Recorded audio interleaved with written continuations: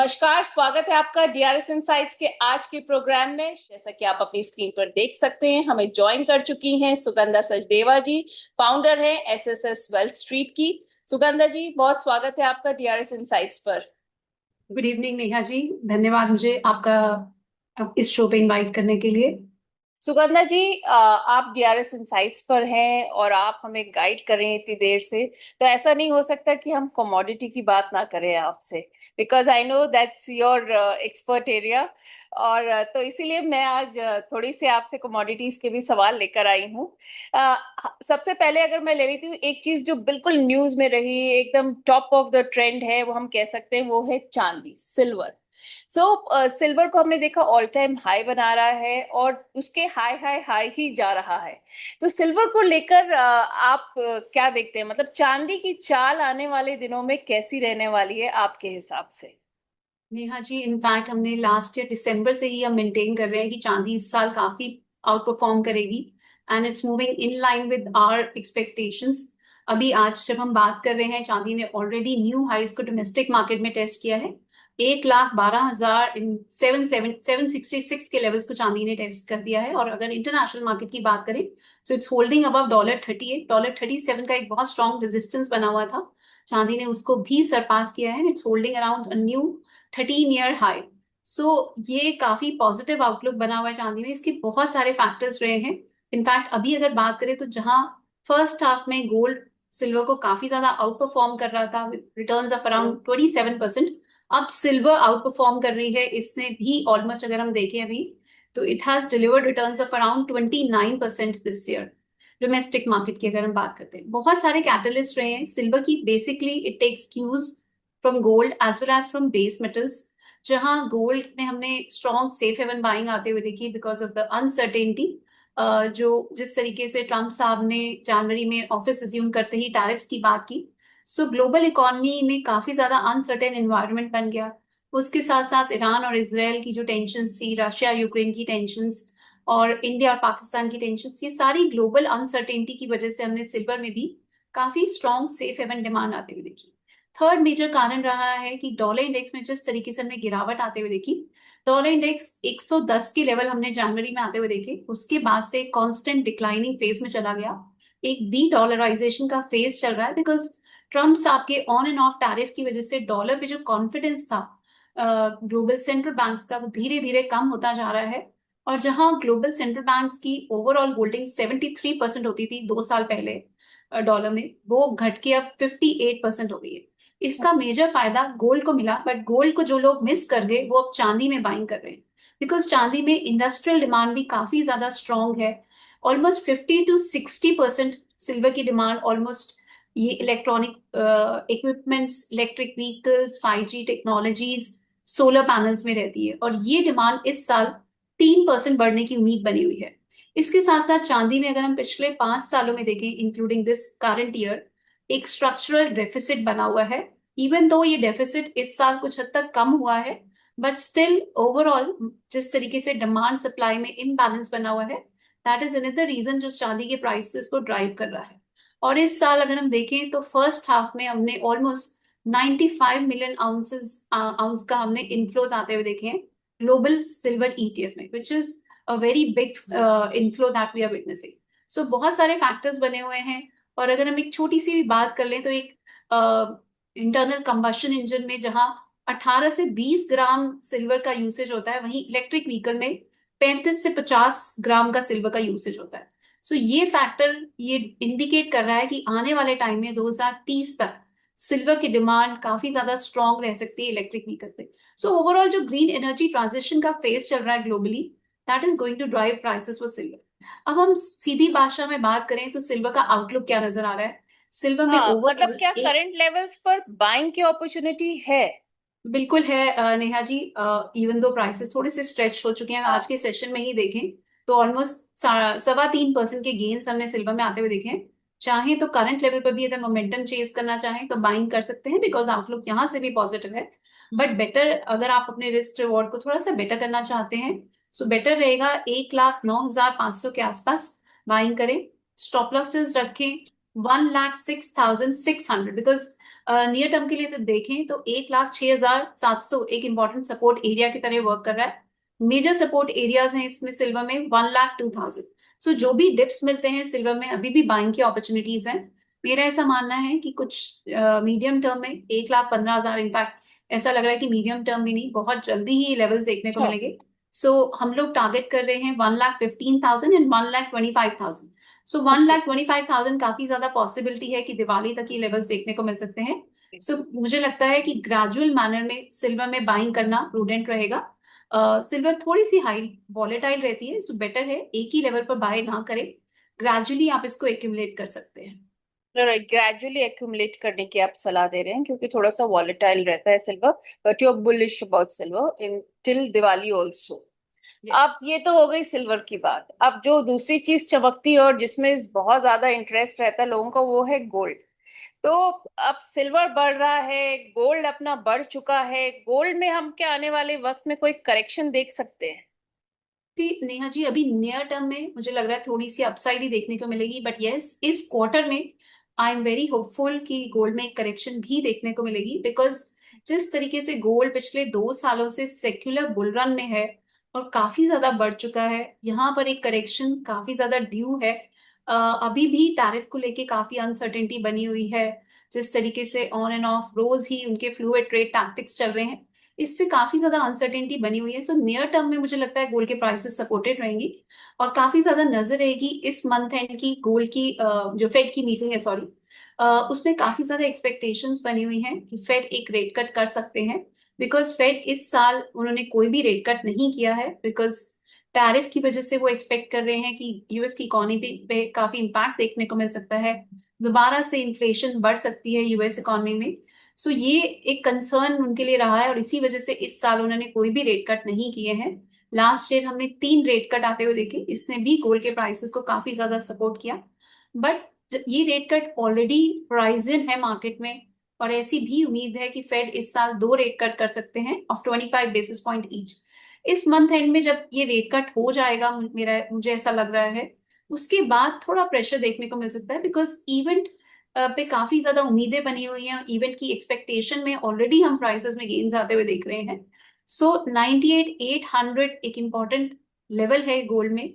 यहाँ मुझे लगता है अभी नियर टर्म के लिए हम इस लेवल को टारगेट कर सकते हैं, पर वहां पर थोड़ा सा प्रेशर देखने को मिल सकता है। बट कैविएट, जिस तरीके से अनसर्टेनिटी बढ़ रही है और रेगुलर डायनेमिक्स चेंज हो रहे हैं, we might have to change our view. But ये काफी ज्यादा पॉसिबिलिटी है कि थर्ड क्वार्टर में ओवरऑल करेक्शन जरूर देखने को मिलेगी। इवन तो 98,800 भी अभी करंट लेवल्स को देखते हुए लग रहा है शायद ब्रीच हो जाए, बट थर्ड क्वार्टर में एक स्ट्रॉन्ग करेक्शन के चांसेस बने हुए हैं।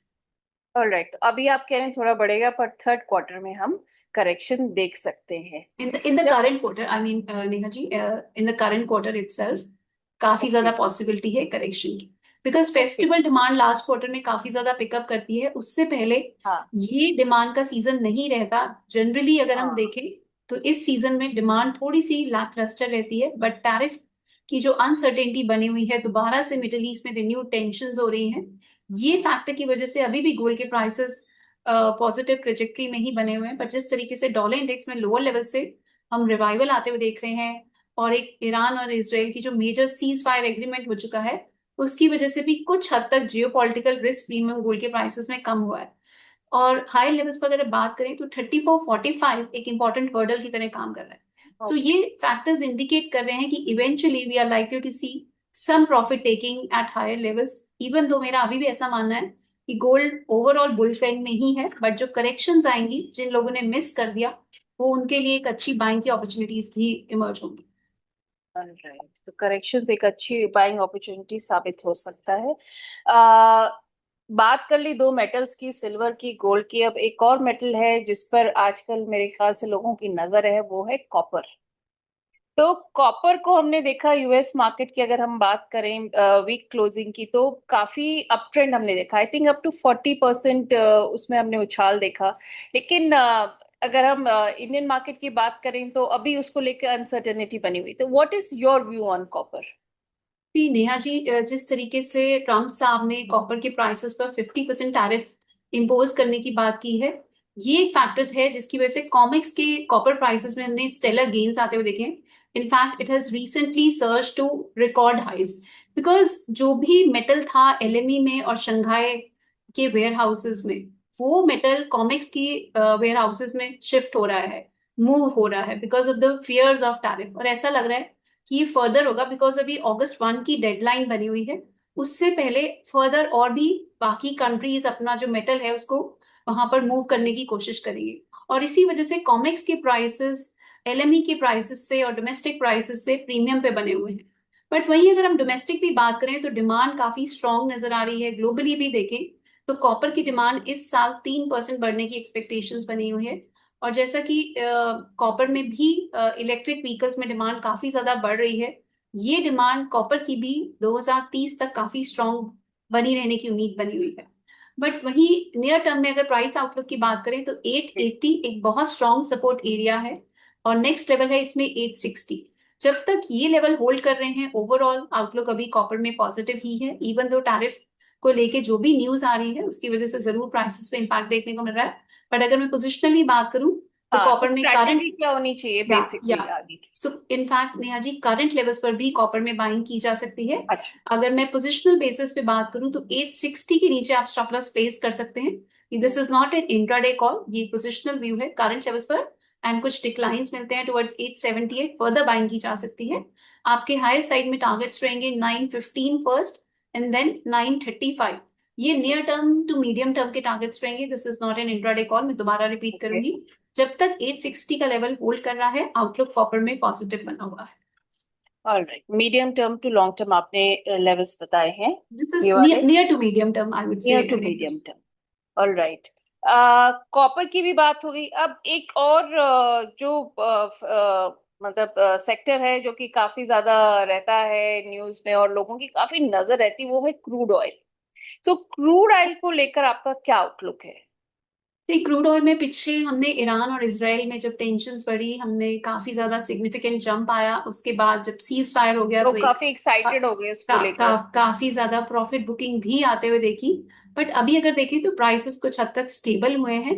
और अभी ओपेक ने ये प्लान किया है कि अगस्त में 5,48,000 बैरल पर डे से अपना आउटपुट को बढ़ा देंगे। उन्होंने जुलाई में भी ऑलरेडी 4,10,000 बैरल पर डे से अपना आउटपुट को बढ़ाया है। और ये उम्मीद बनी हुई है कि सितंबर में भी वो फर्दर अपने आउटपुट को बढ़ा सकते हैं। बट वहीं जिस तरीके से मैंने बात की कि मिडल ईस्ट में दोबारा से कुछ हद तक टेंशन इमर्ज हो रही है, हाउदी रिबेल्स ने मर्चेंट शिप्स पे रेड सी में अटैक किया है, और ये इसकी वजह से जो ट्रांसपोर्ट के रूट्स हैं वो कुछ हद तक चेंज हो गए हैं टुवर्ड्स यूरोप। ये फैक्टर सप्लाई क्रंच को क्रिएट कर रहा है। सो दोबारा से लोअर लेवल्स पर प्राइसेस सपोर्टेड है। इसके साथ साथ यूएस में समर सीजन में डिमांड काफी स्ट्रांग रहती है। सो जो इन्वेंट्रीज हैं यूएस में वो अनयूजुअली लोअर हैं एज कंपेयर टू एवरेज। सो ये फैक्टर जो है ये क्रूड के प्राइसेस को सपोर्ट कर रहा है। बट वहीं टैरिफ की अनसर्टेनिटी की वजह से डिमांड कम हो सकती है, ये फैक्टर प्राइसेस को कुछ हद तक कैप कर रहा है। सो मिले जुले फैक्टर्स बने हुए हैं। अगर मैं ओवरऑल स्ट्रैटेजी की बात करूं तो मुझे नियर टर्म में प्राइस में गेन्स नजर आ रहे हैं। अगर हम स्ट्रिक्टली स्ट्रैटेजी की बात करते हैं near to for next week rather, I would not talk very long term. अगर हम नियर टर्म की बात करें for next week to 10 days perspective, 5,500 एक मेजर सपोर्ट बना हुआ है। और नेक्स्ट वीक के पर्सपेक्टिव से देखें तो 5,700 is working as a very good support area. So in fact मेरा ऐसा मानना है कि इसमें कुछ टिप्स मिलते हैं टुवर्ड्स लेवल ऑफ अराउंड 5,800, इसमें बाइंग की जा सकती है 5,680 के स्टॉप लॉस के साथ। एंड हायर साइड में टारगेट्स रहेंगे 5,935 फर्स्ट एंड नेक्स्ट लेवल्स रहेंगे 6,030। सो दोबारा से मैं रिपीट करूंगी, 5,820 के आसपास बाइंग की जा सकती है। ओके। 5,680 का स्टॉप लॉस रखें because 5,700 is working as a good support area. 5,935 and 6,020 higher side के टारगेट्स रहेंगे। राइट, तो हमने क्रूड ऑयल भी कर लिया। अब another popular thing is natural gas. So natural gas को लेकर आप क्या आउटलुक रखते हैं ma'am? Neha ji, natural gas में पिछले कुछ दिनों में हमने काफी ज्यादा सेलिंग प्रेशर आते हुए देखा है, बिकॉज यूएस की काफी सारे पार्ट्स में कूलर वेदर बना हुआ है, जिससे नेचुरल गैस की जो कूलिंग डिमांड है वो काफी हद तक कम हुई है। इसके साथ साथ जो स्टोरेज लेवल्स भी हैं वो भी 5 ईयर एवरेज से हायर ही है। ये रीजंस रहे हैं जिसकी वजह से हमने प्रेशर बनते हुए देखा। बट जो हमने पिछले सेशन में इन्वेंट्रीज आते हुए देखी है वहां स्मॉलर देन एक्सपेक्टेशन हमने बिल्ट आते हुए देखा। सो ये फैक्टर प्राइसेस को कुछ हद तक सपोर्ट कर रहा है। इसके साथ साथ इलेक्ट्रिसिटी का आउटपुट भी कुछ हद तक बढ़ा है यूएस में फॉर फ्यू रीजन्स। ये फैक्टर स्लाइटली पॉजिटिव है फॉर नेचुरल गैस प्राइसेस। मुझे लग रहा है अभी यहाँ से कुछ रिकवरी देखने को मिल सकती है प्राइसेस में। 273 एक इंपॉर्टेंट सपोर्ट की तरह वर्क कर रहा है। सो यहाँ पर कुछ लोअर लेवल्स मिलते हैं ऑफ अराउंड 284 टू 282। यहाँ पर बाइंग की जा सकती है। करंटली प्राइसेस 292 के आसपास ट्रेड कर रहे हैं। सो 284 से 282 के आसपास बाइंग करें। 272 का स्ट्रिक्ट स्टॉप लॉस रखें, रादर सॉरी 270 का स्टॉप लॉस रखें। एंड हाई साइड पे फर्स्ट टारगेट्स रहेंगे 306। 306 का लेवल अगर ब्रेक हो जाता है तो 320 तक की अपसाइड देखने को मिल सकती है। So it's a buy on dip strategy mostly in all of the commodities, but strict stop losses के साथ ट्रेड करें, यही एडवाइस रहेगी। ऑलराइट, स्ट्रिक्ट स्टॉप लॉसेस के साथ आप मेंटेन करें। हर एक लेवल पे मैम ने सारे स्टॉप लॉस बताए हुए हैं इस पे। सुगंधा जी, आपने कमोडिटीज को लेकर एक बहुत अच्छा आउटलुक दिया। I think it's a very comprehensive और वेरी डिटेल्ड ऑल्सो। आपने जो पूरी इन लेवल्स दिए हैं, और आपने हर पे स्टॉप लॉस भी दिया है, टारगेट भी दिया है, और आपने इवन ड्यूरेशन भी बताई है सबकी। So this is very good. But रहेगा सुगंधा जी, आज आपने हमें ज्वाइन किया, इतना सारा वक्त हमें दिया, इतनी डाइवर्स एरियाज में हमने डिस्कशन किया। Thank you so much for joining us today. Thank you Neha ji for inviting me. As a disclosure, मेरी पर्सनली एमसीएक्स में कोई पोजीशन नहीं है, बट हमने सिमिलरली कुछ पोजीशंस अपने क्लाइंट्स को रिकमेंड की होगी। जो भी यहाँ डिस्कशन की that is only for educational purposes. आप जो भी इन्वेस्टमेंट ट्रेडिंग का डिसीजन लें, बीट इन कमोडिटीज और इन स्टॉक्स, अपने इन्वेस्टमेंट एडवाइजर से सलाह लेके ही करें। Thank you so much Sugandha ji.